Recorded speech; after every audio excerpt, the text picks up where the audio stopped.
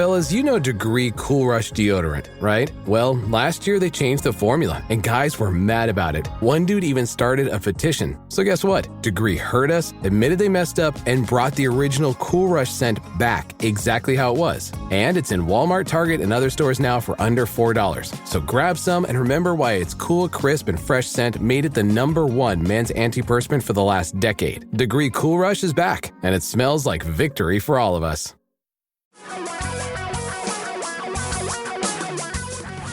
Reality radio for a really great future.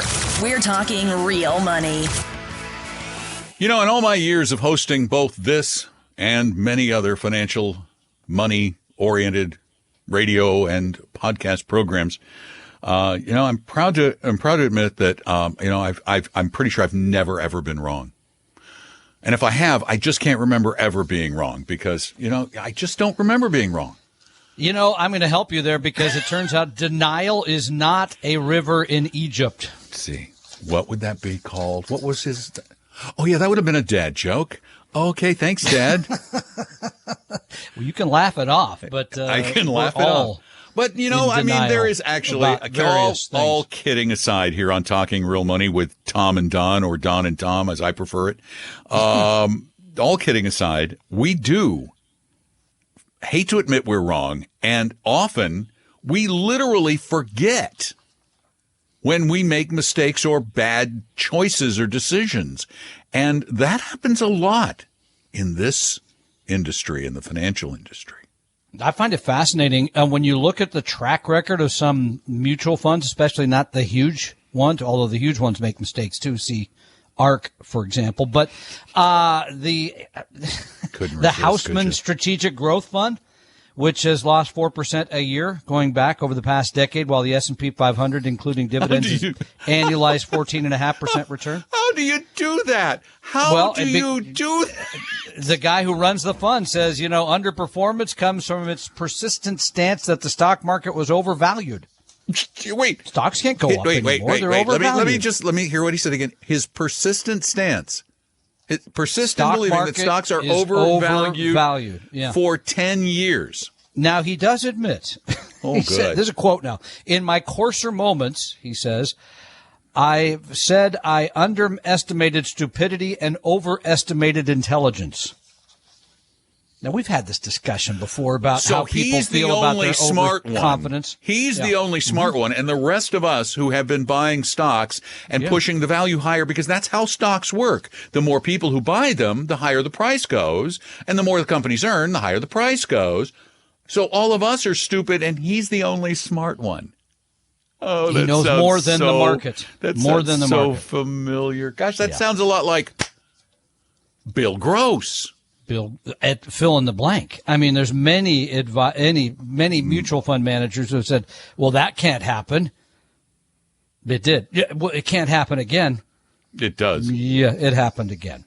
So the question is, what lesson can you as an investor take away from this? That you just can't know. It's impossible. Predictions are hard because they're about the future. I think it was a Yogi Berra thing. Yeah, I think that, and there's a lot of Yogi Berra isms. But here's the other part I think you can take away is learn from your mistakes. And how do you do that? Well, part one is you have to admit that you made an error. You just mentioned it's I never hard did. For people to say never they did anything wrong.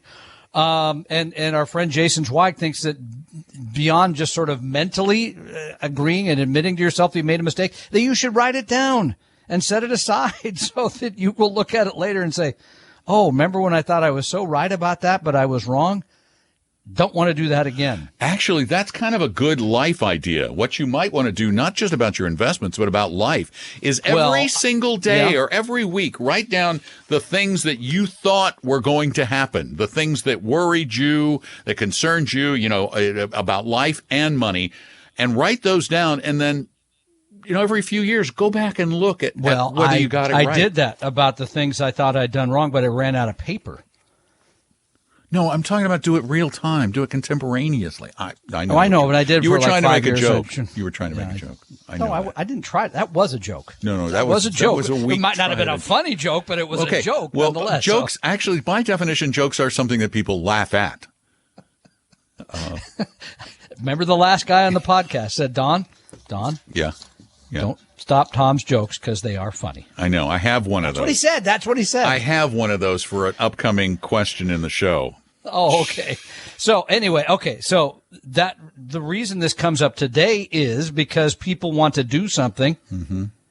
They just feel like they got to do something. They got to do something. Or it's like everybody knows. Everybody knows that bond prices are going to go down. Why am I in bonds? When everybody knows. Yeah. 855-935-TALK is our phone number, 855-935-8255. Don't call us with your mistakes because we know you haven't made any. Call us with all those brilliant calls you've made. 855-935-TALK. Tom and Don are talking real money. Is your portfolio a mess? You may have a case of hodgepodgeitis, but don't worry, we can help. Just set up a free, no-obligation meeting with a Vestory advisor at Vestory.com. No sales pitch, guaranteed. That's Vestory.com. Your guides to a really great financial future. Tom and Don are talking real money. I never even know what day it is. I'm always locked in this little room. Actually, I'm in a much bigger room than I used to be in. But the padding is still the same, and the bolt from the outside remains the same. I have more padding, even more padding. As I get older, I need it more. Fall into I believe you. 855-935-TALK. We're talking about money and padded rooms here on Talking Real Money. I'm Don. Tom's got the bad jokes, and Ken has something for us. Hello, Ken. Welcome to Talking Real Money. Hi, are you talking to me? Yeah, I'm talking to you. Are you talking to us? I am, specifically, Don. I have listened to you since the 1990s, and I would like to pay you the highest compliment possible. Yeah, I'm still alive. Is that it? You got to turn off the oxygen machine to see if he's still there, but sure. I remember when you used to occasionally suggest individual stocks, and one of them was Disney when it was $20 a share. Yep, and I remember those days. For 95% of your listeners, you give invaluable advice. I've become a multimillionaire investing in real estate and individual stocks, so it hasn't worked for me. But like I say, my compliments are the highest I could give anybody to you. Thank you. I'll take anything I can. I'll take what I can get. I'll take it, even if it's backhanded. Backhanded compliment. I will take them all because I get so few anymore. What was Disney trading at? What did he say? 26. No, it was right around 20. Yeah. Let me tell you, just real quickly, let me just tell you what changed is back in the day, I truly believe, because I came from a stock brokerage background, and at the time, index funds were still in their infancy, and there wasn't a lot of academic research on the subject at all. So I, like the vast majority of people in this industry, believed that actively managing portfolios could actually make money until the data proved me wrong. And I'm going to be the first. When he got the data, yeah. I'll be the first one to admit that you proved me wrong, and I'll change my tune. And I changed my tune. Said something that I wish you would say on occasion. Tell the public when they make a stupid mistake to cut their losses and walk away. Because nobody wants to say that, and nobody wants to cut their losses. But it's a hard I'll say it. Lesson. If you do something dumb, cut your losses, walk away, start doing it right. Basically, that's what I'm telling you I did. When I was recommending individual stocks and actively managed mutual funds, I learned my lesson. I walked away. I stopped doing it, and I stopped suggesting it. And I really appreciate the call, Ken. Thanks so much for listening since almost literally the beginning of time. 855-935-TALK is our number. And Two of Sean, the oldest survivors we know. Up next. Hi, Sean. Hey, Sean. Good afternoon, gentlemen. How are you? Good, Sean. I've got a question. I'm a contractor. I've been in business for about 20 years. I had a gentleman, financial advisor, quote unquote, come to me and signed us up as a company as a defined benefit. We have a defined benefit plan for the employees. My accountant very quickly upon reviewing it some years back said, you need to get rid of this guy. The defined benefit plan is far too rich for the employees. It's set at 20%. He advised me not to put any money in the defined benefit plan any longer because I would only save about, 15, 13% over tax. So my question is this, is a defined benefit plan able to be amended? I have talked to this advisor many times and he can never give me a straight answer on it. Yes. Of course they can be amended. Companies, it happens all the time. Yeah, it happens all the time. Companies cancel their defined benefit plans, rewrite their defined benefit plans because you are the trustee of the plan, I would imagine. Okay. So in order there's a certain large manufacturer, yeah. I'm sorry. Well, here's what I would suggest you do. I would not go through this advisor. How big is your company? How many employees? At the time, we only had 10. We have about 10 employees now. I can't even remember the last time I heard of a defined benefit pension for a company with 10 employees. I can't remember it. Sounds like wacky advice. And I would go either to, probably, because you want to make sure you do it right. And I hate to say this, but you probably should go through your attorney to make sure the documentation is done properly. And then what you can go to is a defined contribution plan, which is a 401k. Or something like it. Or with a small company, it could be a simple, it could be a simple 401k, it could be a SEP type product. There's all kinds of options. But you need to find somebody better to advise you, I'm thinking. Yeah, I would start with an employment lawyer of some type because this is specific law. You want to make sure you do this absolutely right. It was very generous of you, Sean, to set that plan up. As Don said, I don't know. I mean, you almost no corp company of any type, of any size is now setting up new pension plans. I mean, our company doesn't have one. They're expensive. Nope. They're ridiculous. Nope. You should not have this, Sean. You should get out of this thing, but do it with a lawyer to make sure you do it right so that one of your former employees or somebody doesn't sue you. 855-935-TALK is our phone number, 855-935-8255. Oh, I have an announcement to make. Yes. Unless you're an insurance salesperson, and in this case, I want you to ignore everything I'm about to say. My new article is out at Third Act Magazine. So you go to Third Act. Go to Third Act Magazine. ThirdActMagazine.com. Yeah. Or type that in. Yeah. Go to your newsstands and things. I think it's free. Oh, I have an announcement then. I was on Stacking Benjamins yesterday. Tom was on Stacking Benjamins yesterday, the podcast. You might want to listen to that. But this product, if you've been thinking about an immediate annuity, if you've been thinking, maybe you want to read this article before you go get an immediate annuity. It goes to our argument about the sensibility of immediate annuities and the tiny, tiny infinitesimal number of people who should be using them. So that's in Third Act Magazine, the spring 2022 issue. And Tom is on Stacking Benjamins, the Friday edition, the 18th edition. And that's on podcast services everywhere. That's only because you didn't answer your phone or something. No, I was on instead. I was in class. Okay. All right. That's right. I take an acting class. I actually am. I got a part in a movie, dude. I hear you. I did. I was in a movie the other day that my daughter made. No, I got a paid part. I got a paid part in a feature film. Full-length feature film. Full-length feature film. It's not a big part. So you're going to be a friend of Tom Cruise's or something moving forward? Are you going to? Well, this isn't a big film. This is a small budget film, but it's a feature film. Lloyd, say, Lloyd, whatever. It's good for you. I know.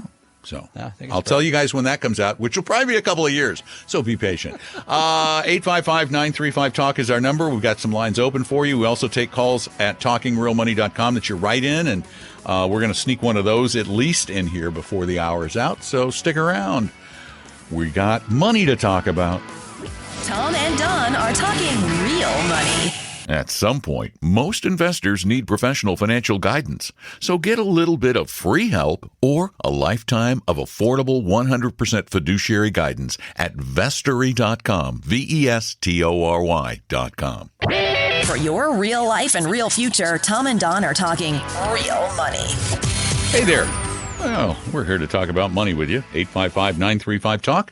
We also take questions at TalkingRealMoney.com. We take questions all week, Monday through Sunday, 24 hours a day, at 855-935-TALK or at TalkingRealMoney.com, which is where this question came from. And Tom's going to like the beginning of it. Ah, good. I'm happy. Yes, please. Love the show and capitalized the dad jokes. Ignore the Pause haters for effect. And keep it Pause coming. for effect. Pause for effect. No, I'm moving on. My mother in Kentucky has an advisor at something called Revolution Partners based in Memphis. I can't tell if they're fiduciaries or not. Are they? I started reading their disclosure brochure and something called a wrap fee program brochure. What is a wrap fee program? I noticed their fees are higher than Vestry's for sure, but I can't tell if there are other obvious fees hiding in the disclosure. They appear to have some kind of a relationship with Schwab. Is that normal? Thanks.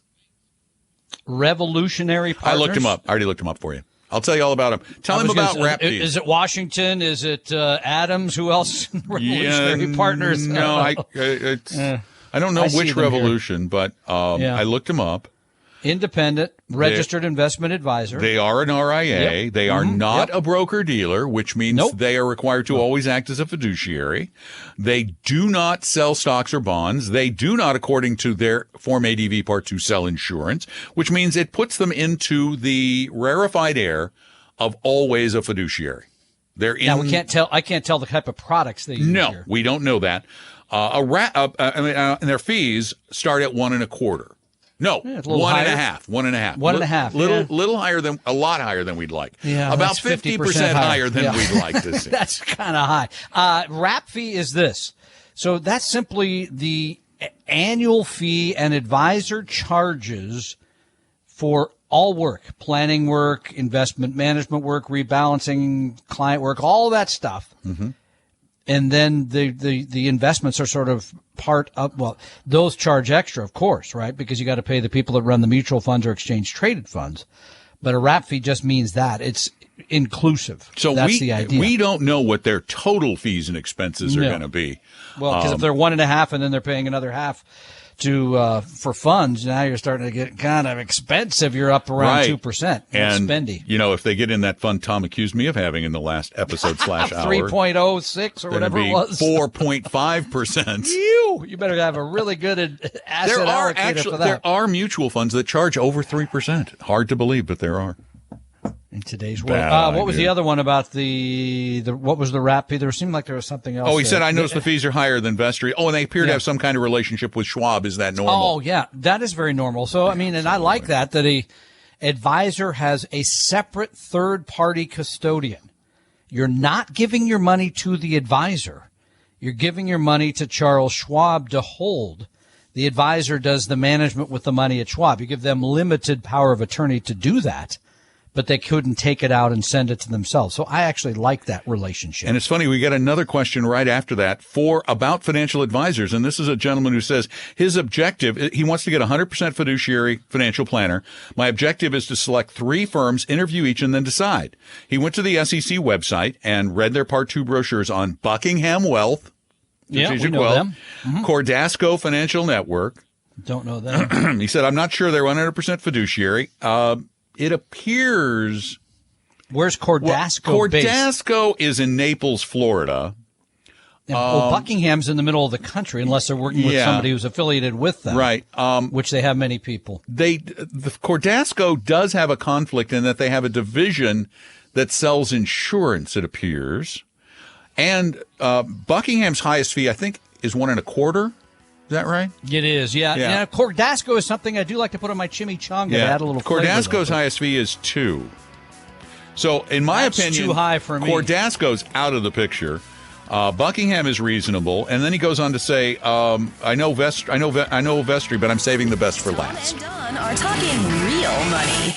Is your portfolio a mess? You may have a case of hodgepodgeitis, but don't worry, we can help. Just set up a free, no-obligation meeting with a Vestory advisor at Vestory.com. No sales pitch, guaranteed. That's Vestory.com.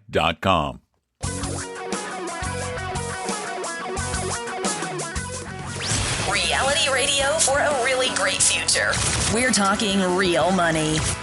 Really? We talk real money all the time. We just do it. We do it almost every darn day. We do it every day. I mean, the only days we don't is when you need a peanut butter sandwich. It's the only days we don't. I don't even understand the significance of that. Yeah, someone said yesterday that they watch all the videos and you look like a young man. Well, first of all, young man. You look like somebody. Oh, wait, I like that. A boy who needs a peanut butter sandwich. I love that young man part. Do I look like a young man on those videos? Well, my vision's not very good. I'm a soccer referee, so I can't see very well. But, hey, ref, you blind? Pretty much. Yeah. So anyway, and then you should like pull your glasses off and squint and go, somebody say something? No, somebody did yell recently, though, don't worry, he gets half of them right or something. I was like, that's higher than my normal percentage. Yeah, so I'm doing well today. I like that. Okay. I want to use more questions. I love questions. Yeah. I do. Mm-hmm. I love questions. Particularly, if you do a good one, I will give you peanut butter and jelly. How does that sound? What kind of jelly, though? I've got some nice strawberry preserves. Oh, some strawberry preserves. My day is made. That's good. All right, I will call FedEx. You know what would be even better? Would be strawberry rhubarb preserves. Oh. I'm not a rhubarb. Oh. Mix strawberries and rhubarb together. It's got that tang. Ooh, taste buds are having a little party. Here we go. I love them when they start this way. I love strawberry rhubarb pie, too. Oh, my gosh. My sister-in-law makes a killer strawberry rhubarb pie. She's made me one. And every time I go up there, I go, where's the strawberry rhubarb? And I don't get another one. Oh. My wife won't make me one. Peanut butter. Maybe somebody needs to give me a strawberry I'll bring one when we see you here in a few weeks. All right. I love it when they start out like this. Big fan of the podcast. Thank you. Okay.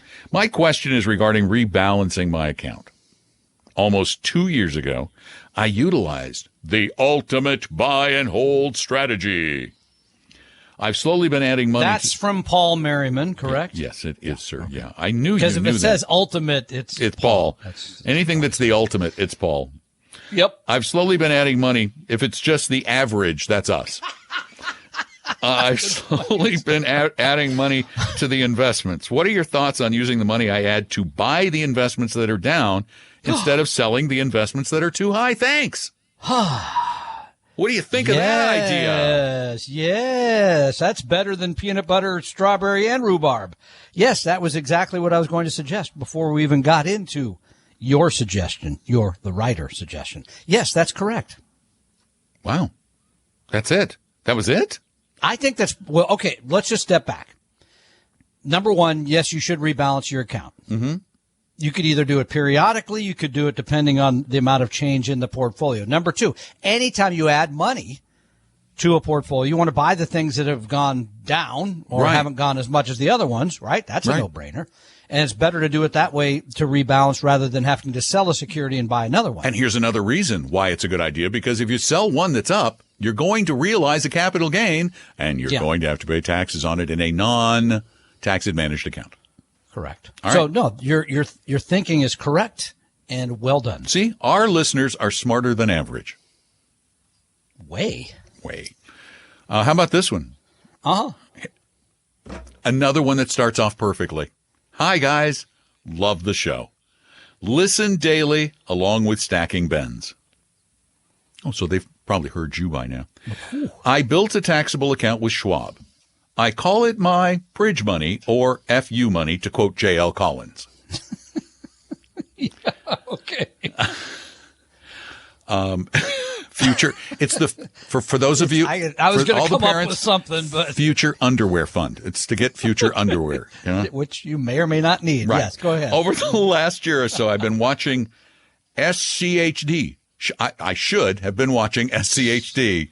SCHD. I got to look that up. I know. I do too, because it's a Schwab fund.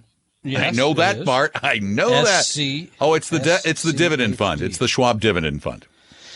So, but it's going to hold mostly large cap stocks. I can almost guarantee this without getting into it. Okay, I'm going to continue the question. Portfolio, Just read and listen.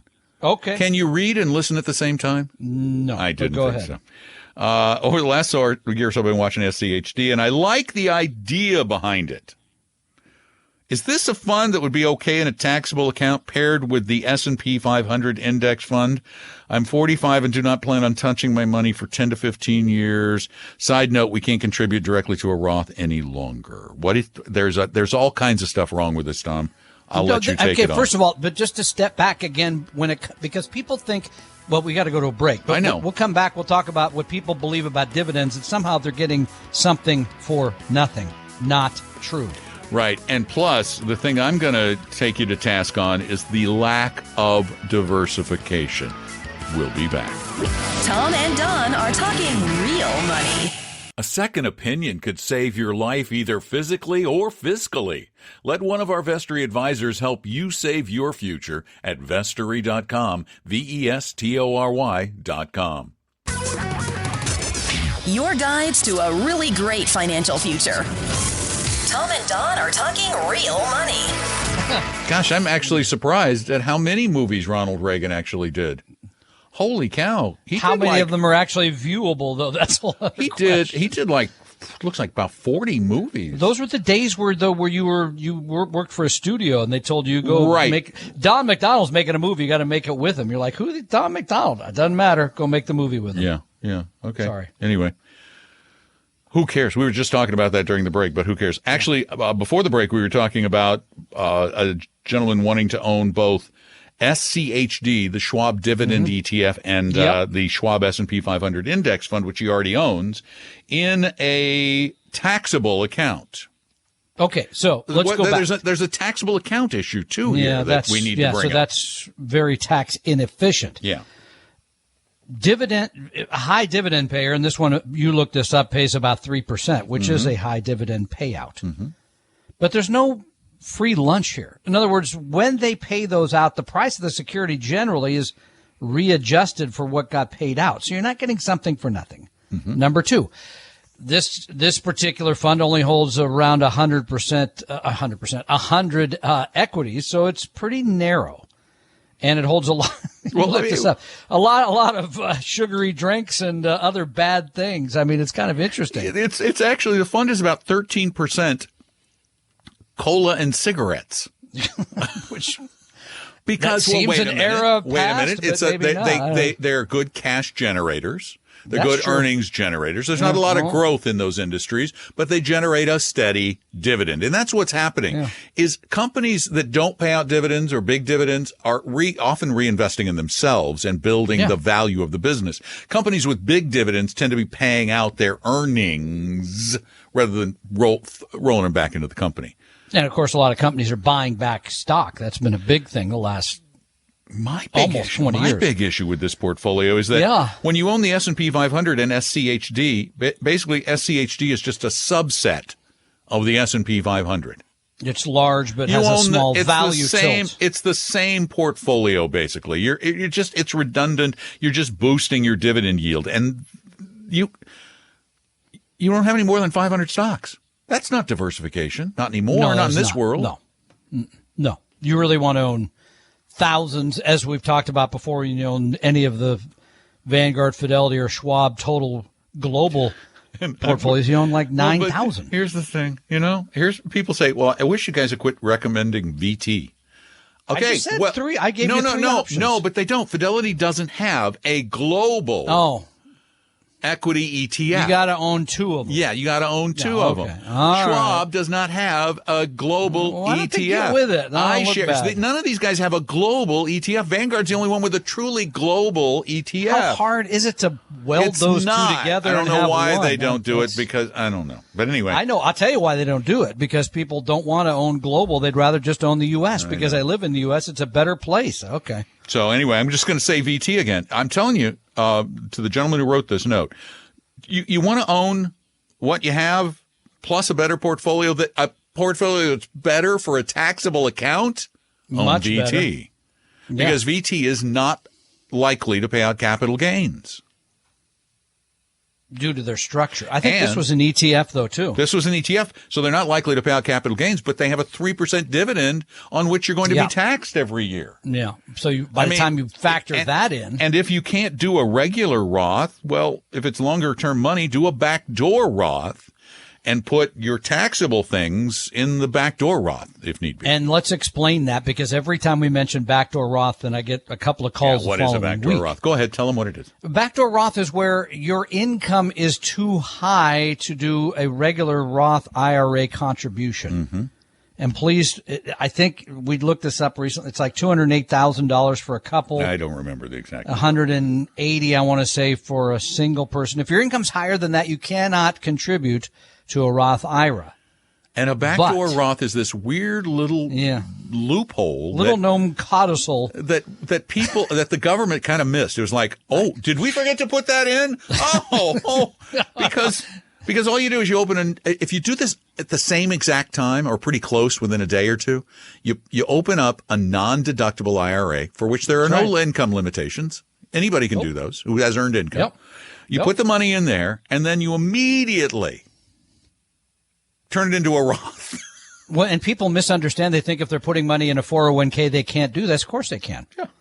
The only caveat now is if you have another individual retirement account, you have to move a similar percentage of that from the IRA to the, anyway. Yeah. It's a great way for people with high incomes to still contribute to Roth. How long it will exist? Well, that's another. We don't know. Topic. We're not in the government. Okay. Nor will we ever be. I think we can safely. Yeah. Now, I got some friends. If they got elected, they might appoint me to something. No, in the government, like an elected. No. Oh, no, I'm not running for office. No, I'm never running for office again. You've done that. I've done that. I did 8 years on a community development board. Oh my God, that was hell. So anyway, thanks for your note. We really appreciate it. We're not believers in. We just need to finish that by saying we are not believers in a dividend strategy generally. All right, 855-935-TALK is our number, but we only have a couple minutes, so I'm going to take another question from TalkingRealMoney.com. Here is the next question for you, Mr. Cock. Tom and Don. I know Tom likes getting top billing from time to time. I don't. Come on. I know you like short questions, so I'll get right to it. That's true. What do you favor in a taxable account? An index fund or a tax-managed fund?